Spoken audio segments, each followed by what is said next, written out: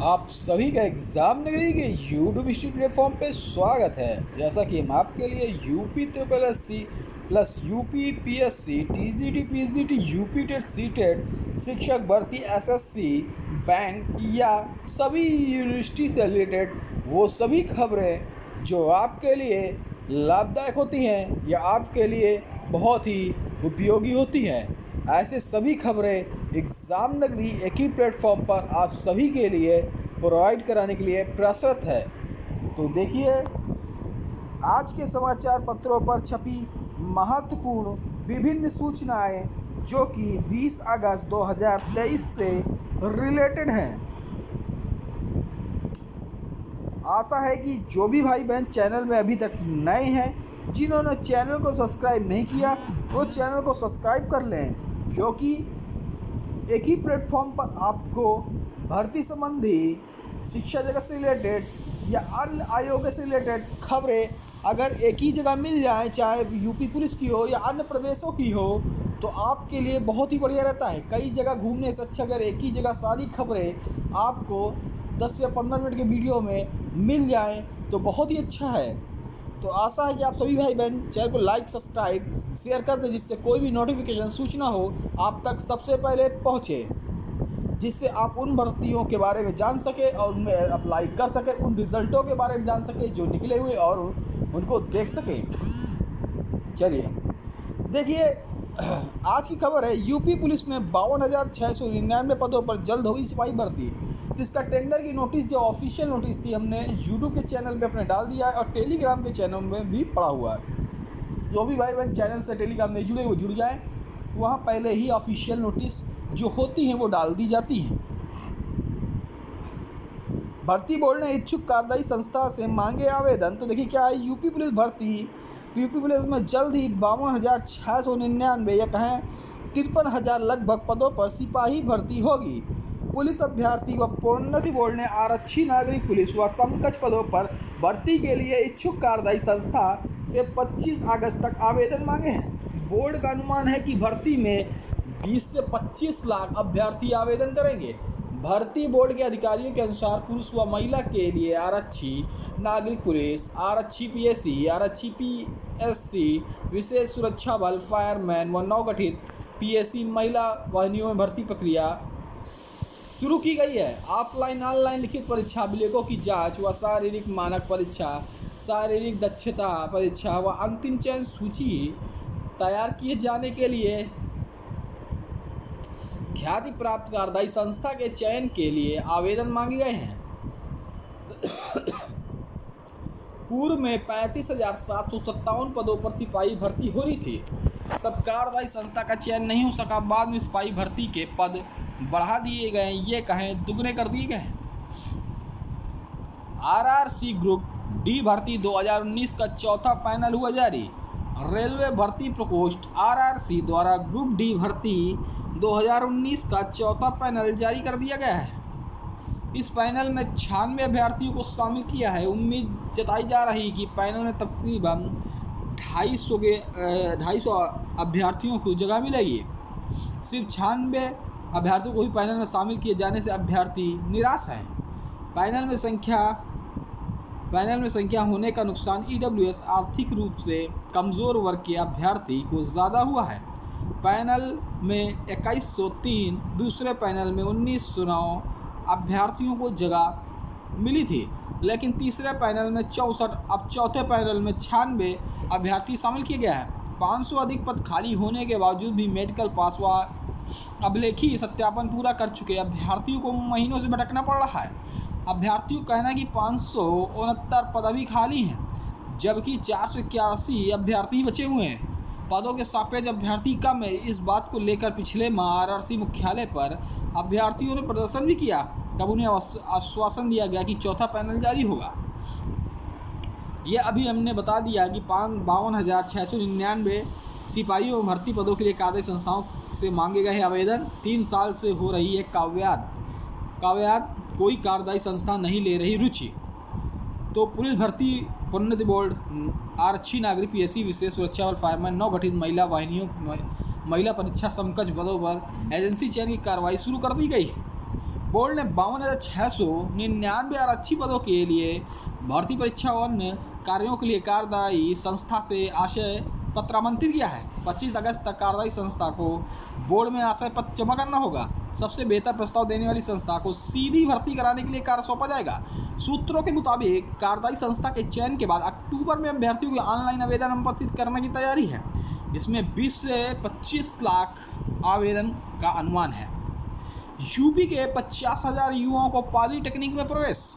तकनीकी शिक्षा परिषद का अनुमोदन जरूरी है। सरकार ने सीटों की संख्या का निर्धारण किया है। प्रवेश प्रक्रिया के दौरान सभी संस्थानों को सुनिश्चित करना होगा कि छात्रों का प्रवेश निर्धारित सीटों तक किया जाएगा। साथ ही AICTE से अनुमोदन प्राप्त करना होगा। प्रदेश में जबकि करीब 50,000 युवा को पॉलीटेक्निक में प्रवेश दिया जाएगा। योगी सरकार ने राजकीय और अनुदानित पॉलीटेक्निक संस्थाओं में संचालित होने वाले विभिन्न पाठ्यक्रमों में इस वित्तीय वर्ष के प्रवेश क्षमता निर्धारित कर दी है। शासन की ओर से मिले अनुमोदन के अनुसार डिप्लोमा स्तरीय संस्थाओं को पाठ्यक्रम में कुल 49,778 अभ्यर्थी प्रवेश ले सकेंगे। सीटों की क्षमता का निर्धारण 22-23 सत्र में प्रवेश क्षमता के विभिन्न पाठ्यक्रमों में छात्रों की रुचि देखते हुए किया गया है। निर्धारित सीटों पर प्रवेश में आरक्षण संबंधी नियमों का अनुपालन सुनिश्चित किया जाने के निर्देश दिए गए हैं। CBSE छात्र 12वीं में विषय नहीं बदल सकेंगे। CBSE ने इस संबंध में दिशा निर्देश जारी किए हैं। जो विषय 11वीं में पढ़ेंगे वही विषय 12वीं में पढ़ने होंगे। APS भर्ती में ओवरएज अभ्यर्थियों ने मांगा मौका। 2013 की परीक्षा में हुए थे शामिल, भर्ती होने के इंतजार में हो गए ओवरएज। सितंबर के दूसरे सप्ताह APS 300 पदों के लिए शुरू होनी भर्ती। उत्तर प्रदेश लोक सेवा आयोग UP PSC सितंबर के दूसरे सप्ताह में अपर निजी सचिव APS के 300 पदों पर भर्ती के लिए विज्ञापन जारी कर रहा है। आयोग की ओर से सूचना जारी होते पुरानी भर्ती के एवरेज अभ्यर्थियों ने नई भर्ती में मौका मांगना शुरू कर दिया है। इससे पूर्व 10 साल पहले APS का विज्ञापन जारी हुआ था। यह भर्ती अभी तक अधूरी पड़ी है। APS का पिछला विज्ञापन 2013 में जारी किया गया था। APS के 176 पदों पर 3 चरणों में परीक्षा होनी थी। GS एवं हिंदी की लिखित परीक्षा 2015 में और हिंदी और शॉर्ट हैंड एवं टाइप टेस्ट परीक्षा 2016 में हुई थी। तीसरे चरण कंप्यूटर ज्ञान परीक्षा के लिए 1044 अभ्यर्थियों ने क्वालिफाई किया था। APS 2010 की इस तरह भर्ती में अभ्यर्थियों को नियमावली का उल्लंघन करते हुए शॉर्ट हैंड में 8% तक की गलती पर छूट दी गई थी। आरोप लग रहे थे कि इसकी आड़ में कुछ अभ्यर्थियों को अनुचित लाभ पहुंचाया जा रहा है। ऐसे में आयोग ने 23 अगस्त 2021 को भर्ती के तहत अब तक हुई 2 चरणों परीक्षा निरस्त कर दी। पुनः परीक्षा कराने का निर्णय लिया। पुराने अभ्यर्थियों दोबारा आवेदन भी लिए गए, लेकिन पुनः परीक्षा अब तक नहीं कराई जा सकी है और APS में शामिल ज़्यादातर अभ्यर्थी ओवर हो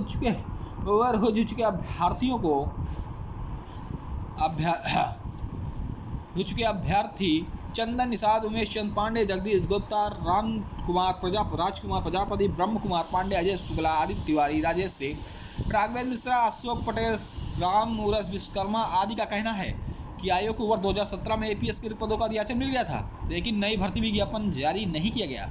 वर्ष 2013 में शामिल जो अभ्यर्थी ओवर हो चुके हैं उन्हें भविष्य के रास्ते बंद हो चुके हैं।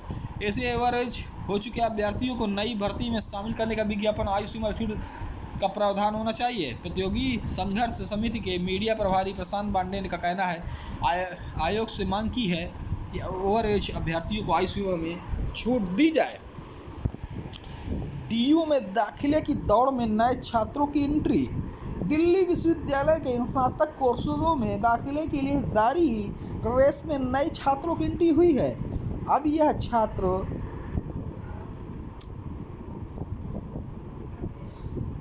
नए छात्र सीट पाने की दौड़ में शामिल हो गए हैं। DU ने 17 से 19 अगस्त तक शाम 5 बजे तक छात्रों को मिड एंट्री और अपनी पहले भरी वार्ताओं को दोबारा व्यवस्थित करने का अवसर दिया है।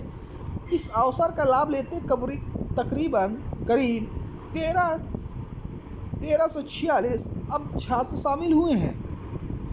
1346 छात्रों ने उठाया अवसर का लाभ।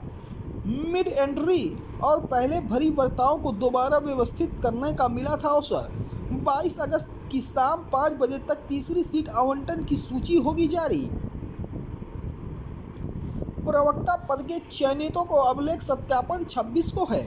प्रवक्ता पुरुष और महिला राजकीय इंटर कॉलेज परीक्षा 2020 की अवशेष श्रेष्ठता सूची की चयनित 17 अभ्यर्थियों का अभिलेख सत्यापन 26 अगस्त को सुबह 10 बजे से उत्तर प्रदेश लोक सेवा आयोग परिसर में होगा। आयोग ने 7 अगस्त को महिला श्रेणी की अवशेष श्रेष्ठता सूची जारी की थी, जिसमें 9 विषयों में जीव विज्ञान, रसायन विज्ञान, हिंदी, अंग्रेजी, गणित, इतिहास, गणित, संस्कृत, भूगोल विषय अभ्यर्थियों को चयनित घोषित किया गया था। अभिलेख सत्यापन की प्रक्रिया पूरी होने के बाद अब आयोग की ओर से औपचारिक रूप से चयनित 17 अभ्यर्थियों की नियुक्ति की संसूची प्रेषित की गई है। आयोग के सचिव अशोक कुमार के अनुसार सफल घोषित किए गए अभ्यर्थियों का मूल अभिलेखों एवं दोनों छाया प्रतियों के साथ अभिलेख सत्यापन के लिए 26 अगस्त सुबह 10 बजे कार्यालय प्रयागराज कक्षा हॉल में उपस्थित होना है। आप इसमें देख सकते हैं कि एसएससी ने जीडीएस का रिजल्ट जारी कर दिया गया है और इसमें SFF, CA, PF, Assam rifles आदि एजेंसी असली देखिए, जिसमें आप देखिए जो कैटेगरी वाइज जारी किया गया ईडब्ल्यूएस के अगर देखें तो 567 वैकेंसीज में 400, एसएससी के 862 में 808, एसटी के 524, 511, ओबीसी के 1200 में 1138, यूआर के 2378 में से 2256। इतने अभ्यर्थी सिलेक्टेड किए गए हैं। कुल अभ्यर्थी देखें तो 5117 अभ्यर्थी फीमेल कैंडिडेट में सिलेक्टेड किए गए हैं।